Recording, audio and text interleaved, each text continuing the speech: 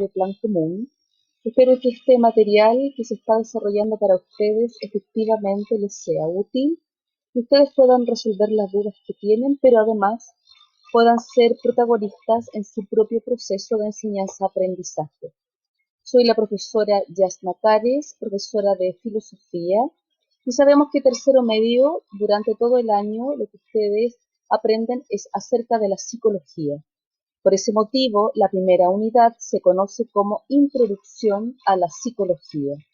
Y lo primero que nosotros hicimos fue intentar señalar qué es aquello que sabemos acerca de la psicología y de manera bastante precisa ustedes señalaron que se preocupaba de la mente, se preocupaba del comportamiento, se preocupaba de las emociones, etcétera. Todo aquello es correcto.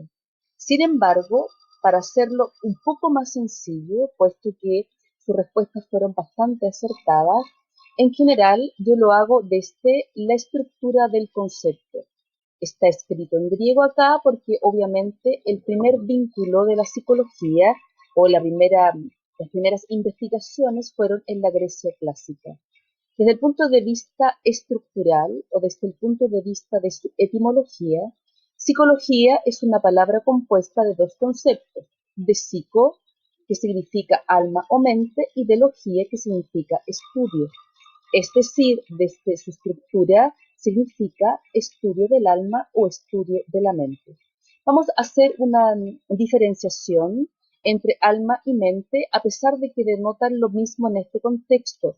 Y eso es porque la psicología tiene dos periodos. El primer periodo se conoce como génesis de la psicología y el segundo periodo se conoce como ciencia autónoma. Obviamente vamos a repasar primero el génesis de la psicología y después nos vamos a ir a la psicología como una ciencia autónoma. La psicología nace en el siglo V a.C. en Grecia y de manera muy precisa el concepto psicología va a significar estudio del alma. De hecho, el concepto psico significa psiquis. Sin embargo, esta alma, como lo vamos a ver más adelante, se refiere a la capacidad racional que tiene el ser humano y que más adelante va a ser llamado mente. En su génesis, la psicología es una disciplina dependiente, es decir, no tiene un campo propio de estudio, sino que todo lo que se refiere a lo psicológico es estudiado en ese tiempo de a lo menos tres disciplinas. Está anotado acá: biología, fisiología y filosofía. Los primeros exponentes o los primeros pensadores que comenzaron un estudio o se acercaron a lo que nosotros conocemos como psicología fue Platón y Aristóteles. Ambos autores, como se los dije recién, cuando hablaban de las capacidades de razón que tiene el ser humano, se referían al alma racional. De ahí que la descripción etimológica sea estudio del alma. En esta primera instancia, la psicología no tenía un método científico específico de psicología, sino que más bien la metodología se utilizaba en la filosofía, en la biología o en la fisiología.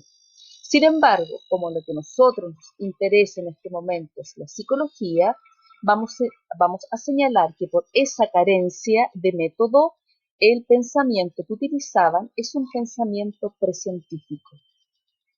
De aquí en adelante, hasta finalizar el año, la psicología que nosotros abordamos es una disciplina independiente, es una ciencia autónoma o una disciplina autónoma.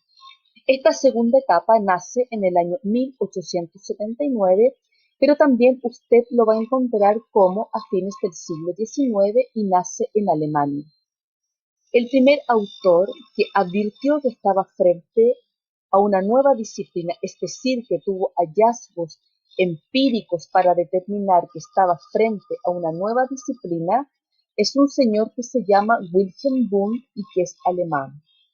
Para poder hacer las investigaciones pertinentes y advertir que estaba frente a una nueva disciplina, él funda la primera escuela de la psicología que se conoce como escuela estructuralista. También es fundada en el año 1879 y el objeto de estudio es la estructura estructura de los procesos conscientes.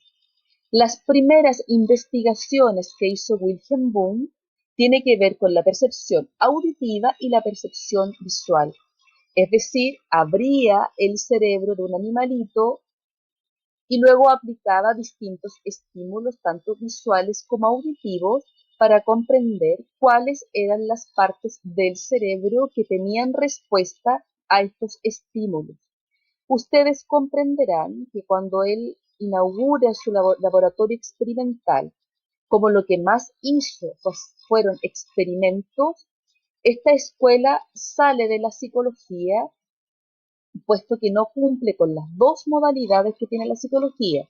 Por un lado, la investigación, que era correcto lo que estaba haciendo Wundt, pero por otro lado, esas investigaciones tienen que llevar a una segunda etapa que es fundamental, y es que se generen terapias para que las personas se puedan desequilibrar, se puedan equilibrar, perdón, y puedan salir de los duelos emocionales.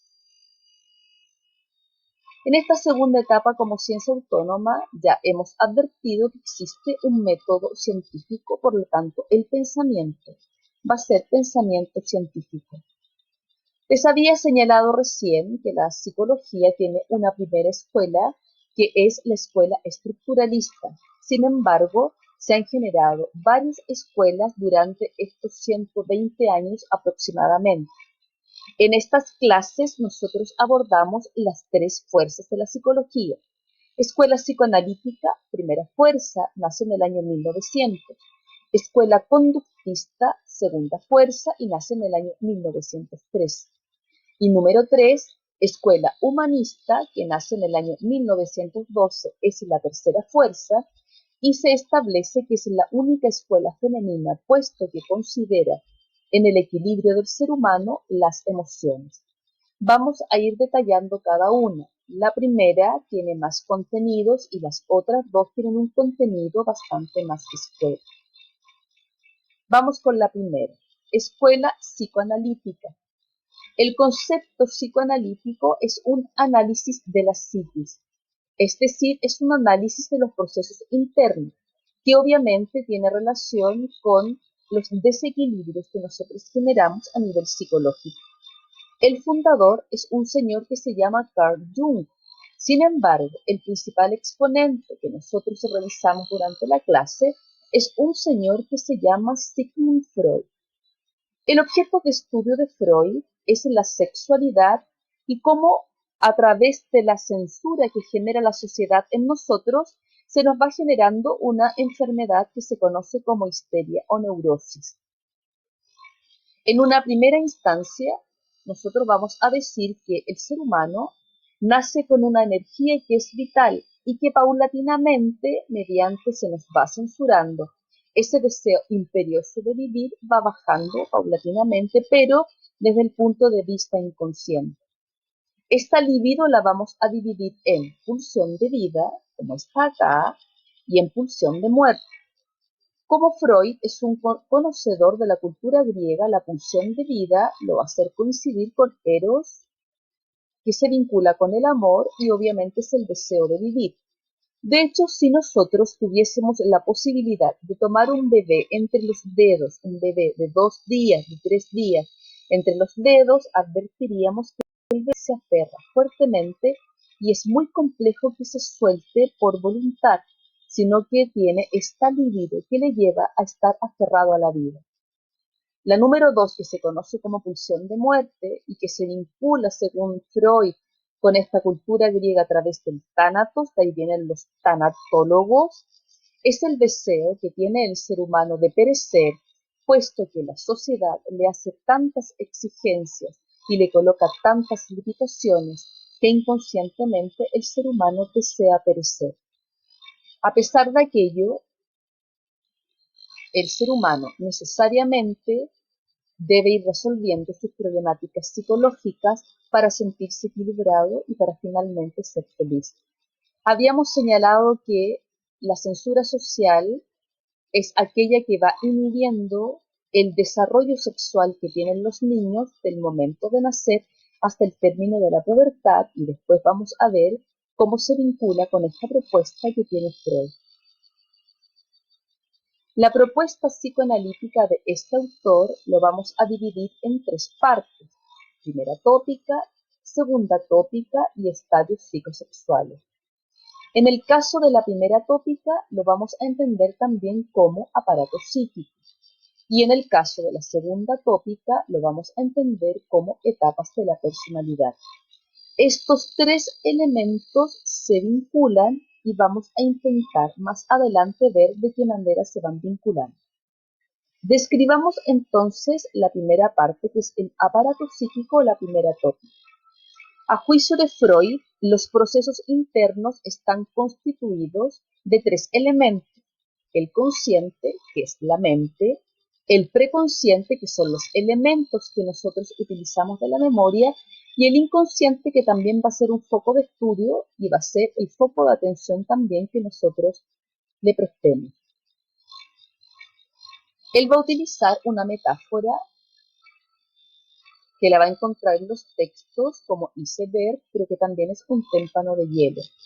Y va a señalar la parte consciente, es en la que nosotros podemos observar que está al nivel del agua.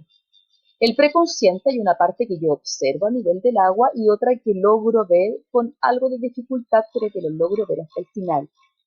Sin embargo, en el caso del inconsciente, independiente de esta pirámide que nosotros tenemos acá, el inconsciente no tiene precedentes y no sabemos hasta dónde está en las profundidades.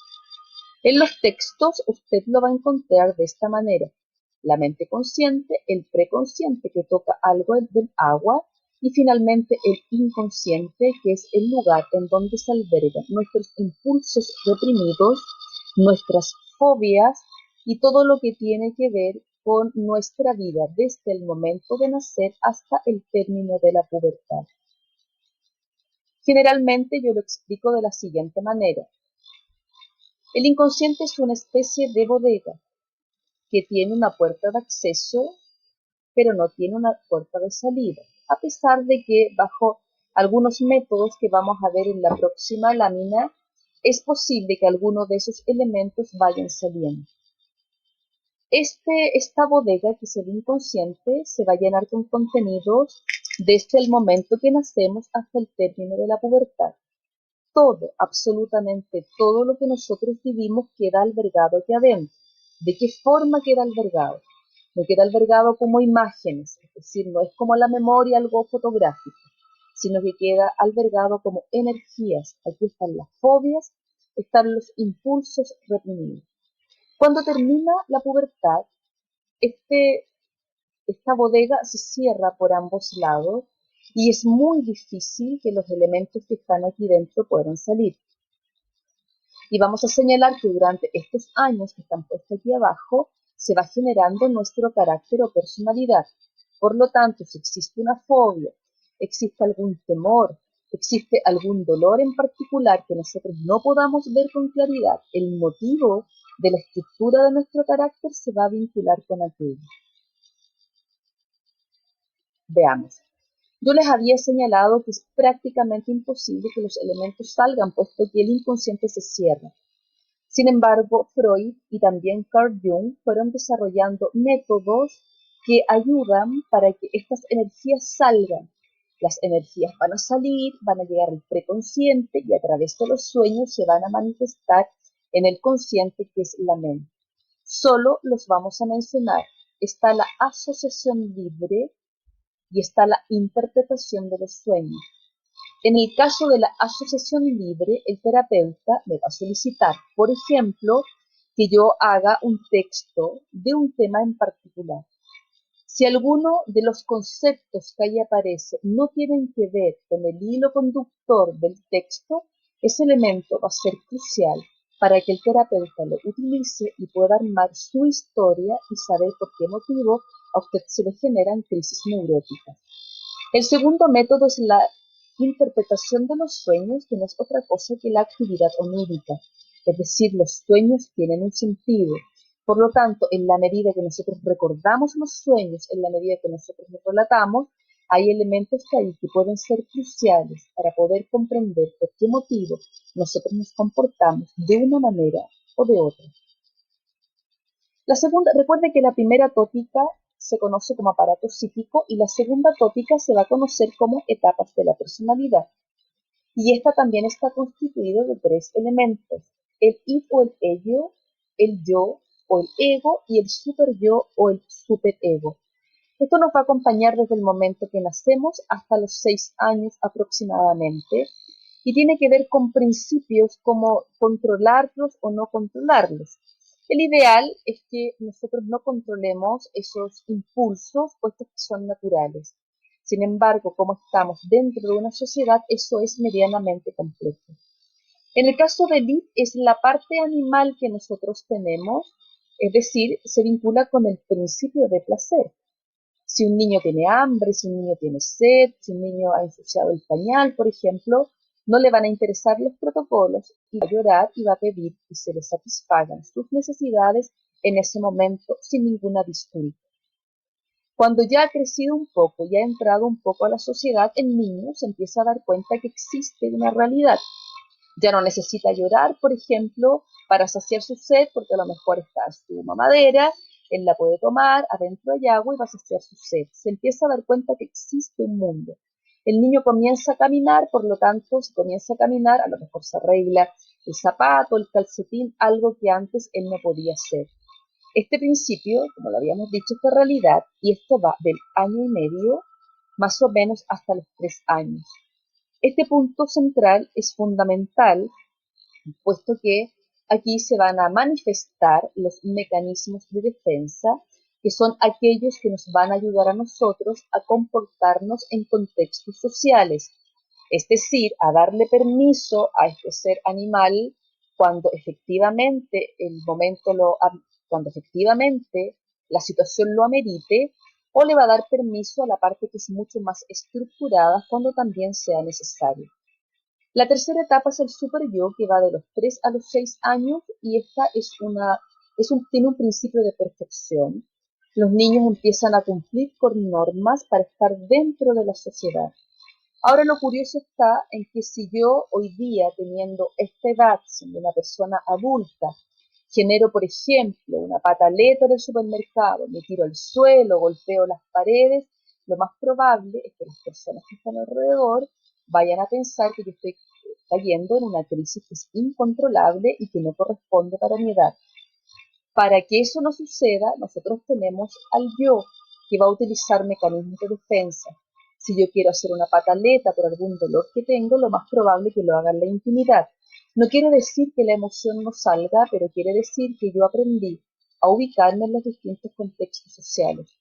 Si por otro lado yo necesito ser una persona mucho más formal, un poco más seria, debo cumplir algunas normas para mantener el equilibrio del lugar en donde nosotros estamos, el yo va a actuar para que el super yo tenga permiso y a mí me pueda mantener en la sociedad tal cual como debería ser.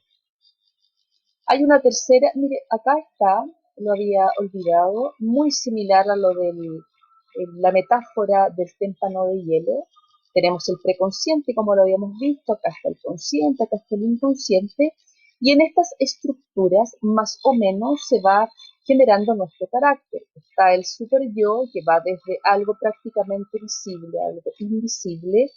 Está el yo, que prácticamente lo vemos, el que tiene que estar mucho más lúcido, es aquel que nos va a prestar a nosotros la ayuda para que nosotros podamos ubicarnos en los distintos contextos sociales. Y el ello, que es la parte mucho más animalesca que nosotros tenemos, que está un poco más oculto. Por ese motivo, a veces esa área de nuestra vida nos puede traicionar. La tercera etapa es conocida como estadios psicosexuales. Y esto es bien controversial, puesto que para Freud la sexualidad es fundamental en la vida humana, pero él la vio en los niños. Cada una de estas etapas tiene una zona erógena, una zona de placer. Vamos a ir una por una. En el caso de la oral, la anal y la fálica coinciden con la segunda tópica en términos de edades, pero también coinciden y están de la mano de lo que sucede con nosotros en nuestras etapas de la personalidad. Sí, lo expliqué bien, me pudo haber confundido. Pero las edades coinciden, se vinculan también con el desarrollo de nuestro aparato psíquico. En la etapa oral, el niño se vincula a través de la succión. No ve bien, no sabe que tiene manos, no sabe que tiene piernas, sin embargo, a través de la succión va a llegar un momento en donde chupe sus manos, va a llegar un momento cuando él tenga hambre que de manera natural va a comenzar a succionar y eso obviamente se vincula con el ello. Por lo tanto, la zona de placer es la boca. El conocimiento se da a través de la boca. En el caso de la etapa anal, el niño ya ha superado algunos obstáculos, empezó a caminar y ya tiene que avisar cuando va a ir al baño. Tiene que avisar para orinar y tiene que avisar para defecar. De hecho, las zona erógenas son las esfínteres. El niño tiene un aprendizaje significativo. Lo que para nosotros es normal, lo que para nosotros no es un tema de conversación, en el caso de los niños, tienen que aprenderlo y cuando ellos aprenden a avisar o cuando ellos efectivamente son conscientes que tienen esta necesidad fisiológica, les sobreviene un placer. En el caso de la tercera etapa, que es un poco más extensa, se llama estadio fálico. En el caso, el falo es el pene, pero que en el caso de Freud va a ser, en el caso, para las chicas va a ser el clítoris y para los hombres va a ser el pene. Esa va a ser su zona erógena, va de los 3 años a los 6 años y una vez que los niños ya han conocido el mundo a través de la boca, ya conocen, ya saben cómo controlar sus esfínteres, viene una tercera etapa en donde los niños empiezan a reconocer su cuerpo y se dan cuenta que la piel de los genitales no es lo mismo que la piel de las manos, por ejemplo.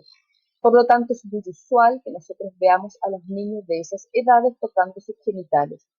En el caso de los hombres son bastante más directos y en el caso de las niñas van a encontrar otros mecanismos para poder sentir la diferencia que hay entre el resto de la piel y la piel de los genitales. Esta parte es bien curiosa puesto que se genera algo que se conoce como el complejo de Edipo.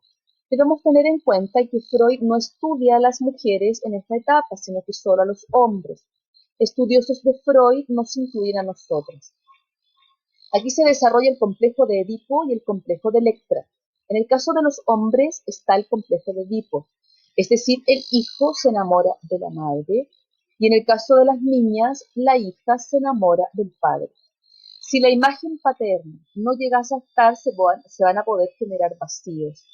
Lo curioso es que, por ejemplo, en el caso de las niñas es un poco menos irruptivo, pero en el caso de los hombres, inclusive, se puede dar una pugna entre el padre y la madre, puesto que ambos aman a la misma mujer. De hecho, se provoca algo que se conoce como sentimiento ambivalente. Es decir, cuando el padre está lejos de la madre, le aman, pero cuando el padre se le acerca, lo odian.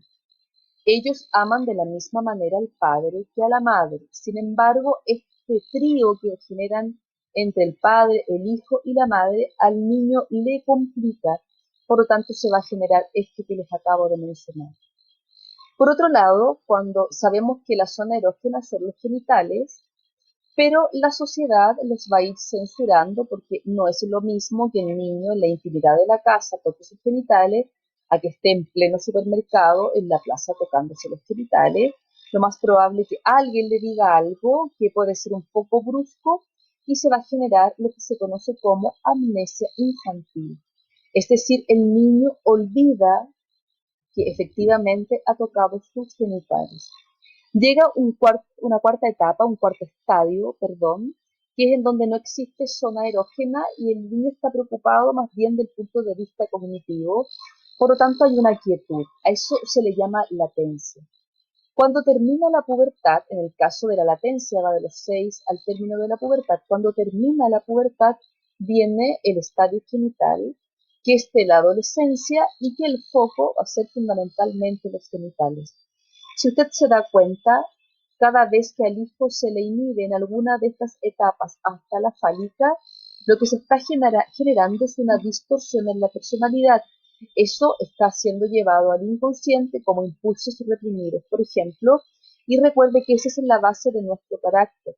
Por lo tanto, es fundamental que se encuentren los mecanismos para que los hijos puedan tener un buen desarrollo sexual en la infancia para que no vayan generando traumas ni fobias ni otras anomalías que son psicológicas.